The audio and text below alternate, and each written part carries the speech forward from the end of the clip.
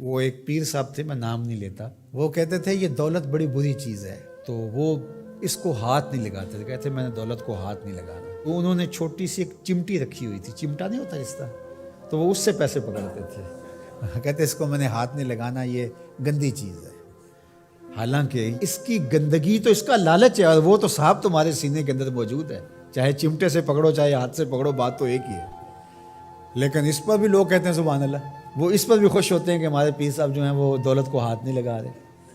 تو یہاں تو لوگوں کا جب یہ ذہنی لیول ہوگا تو پھر ظاہر ہے یہ ڈرامے چلتے رہیں گے اور یہ چیزیں جو ہیں وہ جاری رہیں گی۔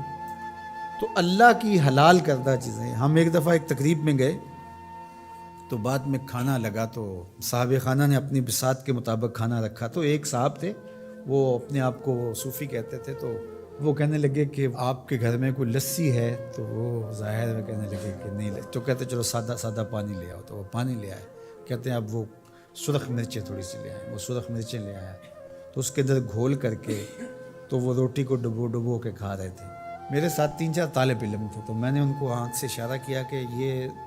چاہ رہے ہیں کہ پوچھیں کہ حضرت یہ کیا ہے، تو میں نے کہا آپ نے بھی نہیں پوچھنا، لیکن خود ہی پھر کوئی 5-7 منٹ کے بعد وہ میں اصل سبزیاں گوشت کچھ بھی نہیں کھاتا، بس یہ لسی لے لیتا ہوں، اس میں یہ تھوڑا سا مرچیں ڈال لیتا ہوں اور روٹی سے میں، یہی میرا 12 سال سے یہ عمل ہے، تو نہ پھر لسی ملے تو پھر اس طرح پانی میں۔ تو وہ اس کے بعد وہ میرے تاثر لینا چاہ رہا تھا، میں نے کہا کہ میں تو اللہ کی ہر حلال شے کھا لیتا ہوں، میرے اللہ نے جو حلال کیا میں سب کھا لیتا ہوں، ان کی تو وہیں ہوا نکل گئی۔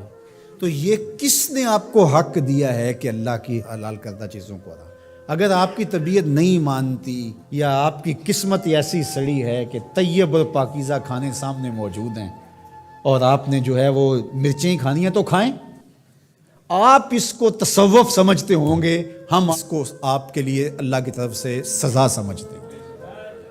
تو یہ خود ساختہ چیزیں ہیں، تو اللہ نے کیا فرمایا، اے ایمان والو جو حلال اور طیب چیزیں ہیں،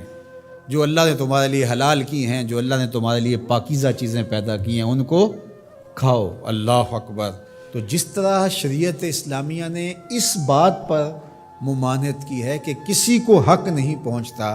کہ اللہ کی حرام کردہ چیز کو حلال بنائے کسی ہیلے بہانے سے یا کسی طریقے سے، اسی طرح کسی حلال کو بھی حرام بنانے کا کسی کو حق نہیں ہے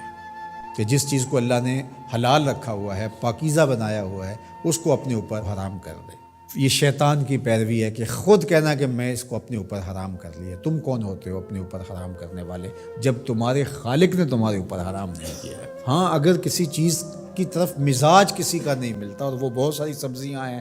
بعض اوقات ماں کو شام کو مسئلہ ہوتا ہے، کھانا پکائیں تو میرا یہ بچہ یہ چیز نہیں کھاتا شوق سے اور فلاں بچہ یہ نہیں کھاتا، تو وہ ایک الگ چیز ہے، وہ انسان کی رغبت طبعی کسی چیز کی طرف ہونا نہ ہونا، یہ کسی کا مزاج ہے، اور اس مزاج کے بارے میں کسی کو زور بھی نہیں دیا جا سکتا، لیکن اس کو حرمت کے درجے پہ لے آنا اور اس کو اس لیے استعمال نہ کرنا میں نے حرام کر رکھا ہے اپنے اوپر، تو یہ درست نہیں ہے۔